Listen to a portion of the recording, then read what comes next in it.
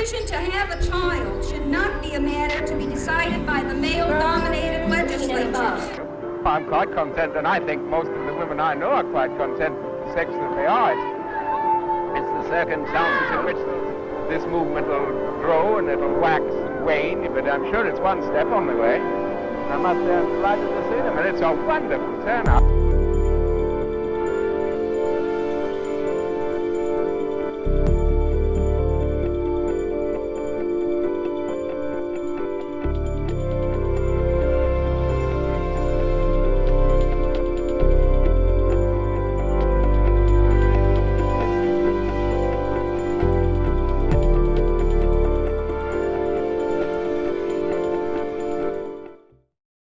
The way women are presented and represented within the media, more specifically within television, film and theatre, is something that has always intrigued me and is something I'm an advocate for. There is a strong divide between men and women and lead roles on the screen and on the stage, with men having the lead 61% of the time and women only having 7%. I met with Scottish actress Lorna Craig, who is based in Perth, to see what she thinks we can do as a society to make representation more diverse.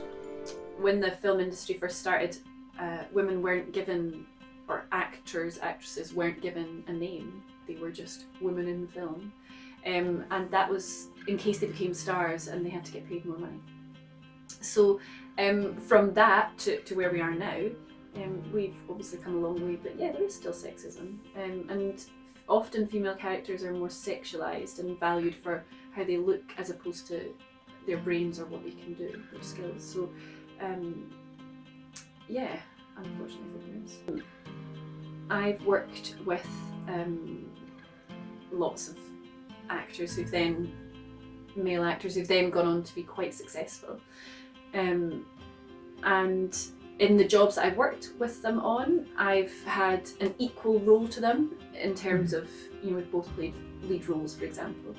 And I haven't got a big Hollywood career. And I've spoken to my friend who's a director about this, and he said it's not about your talent, it's not because they're any better than you, it's just because the opportunities aren't there.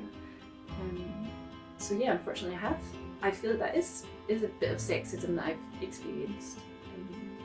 But also what's relevant to my life now is that I'm a mum, I'm a working mum, trying to act and look after the kids. And the great thing is that I get quite a lot of support in the industry for that. I take my kids to auditions. When I was still feeding my daughter and I was working at the theatre, she used to come every 3 hours so that I could feed her, and that was just built into the day and everyone knew that that's what's going to happen, and she had a little space that she could go into. And when I've been filming, my kids have come and they've had like a dressing room and I've brought help with me, and I've been really supported as a mum and a woman in the industry. And I think it's important to reflect that positive side as well. I think women appear less in lead roles because the female writers aren't there from the beginning. So we're telling male stories and women are like accessories to the male story. Women are answering a man, or they're the thing that looks nice on screen but the man's really telling the story. And that's because it's in the writing from the very start, because women are underrepresented, and not because women aren't writers, just because they're underrepresented in the industry. It doesn't matter who plays what character, but in the stories that we're telling, it matters that everyone's represented. It matters that everyone's stories are there so that we can go to the theatre and see ourselves reflected and relate to that, or watch a film and relate to that, or understand it in some way. Or to open our mind, to expand our mind to other people's stories. So I don't think it matters who plays the roles, it just matters that there's a wide representation, it's a diverse representation. I think what those women have done for the industry is incredibly powerful. And I think they are incredibly brave survivors of horrendous experiences.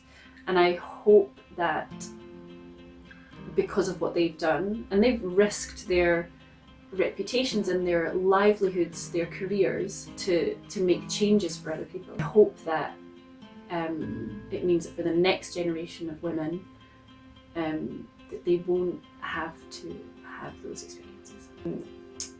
Making representation more diverse, a lot for me, because what's important to me at the moment is childcare, and how that works is if women have access to childcare and they can go to work, then that changes things, doesn't it? Women need to be there to be able to break through the glass ceiling, to make changes. And if you're a parent, you do need the support for the kids. You need to have that kind of okay. You know, some people end up playing gender roles, living in traditional gender roles, because that is makes them happy. It works for them in that moment. So I think it's about choice, and if they choose to do that, that's great. I mean, I do a lot of looking after my kids. My husband goes out to work, but I would still say I'm a feminist, and if sometimes I conform to the gender stereotypes, that's probably okay. So I think it depends. I think it's okay to have gender roles and to do the traditional gender roles if you're happy, if you have the choice to do it. It's funny, there's a test called, what is it called? Is it BEDEC test? And it's like a feminist test for films. So there's 3 points, and I think the first is, does a film have 2 or more women? Do the women speak to each other? And do they talk about something other than a man? That's like the test. Is this a positive female film?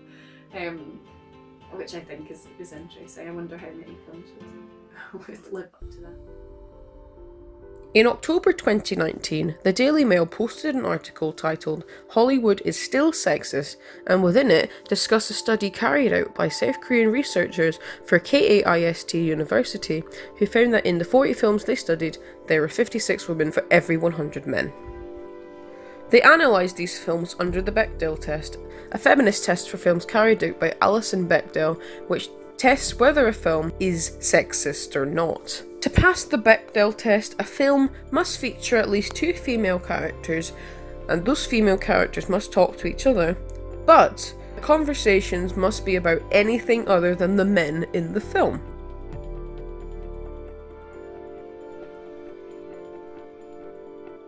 Hollywood is indeed still sexist. And why is sexism on the screen still a problem in this day and age?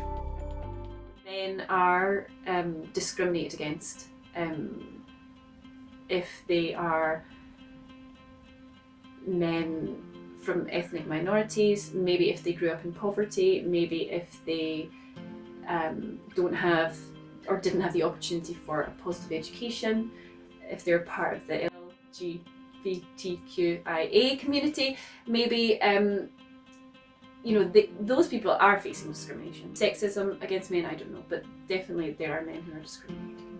I've had brilliant jobs, I've done lots of great things, but really the fact that I'm still working alongside family life, and I've had a wide range of things is my biggest achievement, that I'm still working and I'm still an actor. I'm now trying to go into theatre a little bit more. I've spent most of my career in film and TV and love it, absolutely love it. But I'm looking to branch out and try new things and learn a bit more in the kind of theatre area, which is what my original training was anyway, actually. But so yeah, I'm hoping that theatre will work alongside film and TV for me. Just add into the mix.